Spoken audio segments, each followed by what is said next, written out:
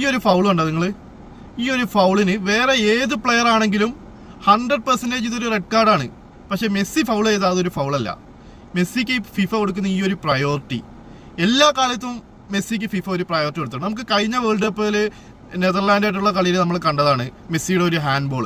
എന്നിട്ട് വാൻഡേക്കിൻ്റെ ഒരു നിരാശയോടെ എല്ലാം മനസ്സിലായിട്ടുള്ള ഒരു ചിരിയുണ്ട്, ഇതൊന്നും ഒരിക്കലും മാറാൻ പോകുന്നില്ല എന്നൊരു ചിരി. So why always Messi getting this kind of priority? റൊണാൾഡോയ്ക്ക് ഈ പ്രയോറിറ്റി കിട്ടൂല കേട്ടോ ഗൈസ്. റൊണാൾഡോ എന്ന് ഫിഫയ്ക്കെതിരെ സംസാരിച്ച് തുടങ്ങിയോ, അല്ലെങ്കിൽ ഈ ആഗോള ടീമിനെതിരെ എന്ന് സംസാരിച്ച് തുടങ്ങിയോ, അതിനുശേഷം റൊണാൾഡോയ്ക്ക് ഈ പ്രയോറിറ്റി ഇല്ല.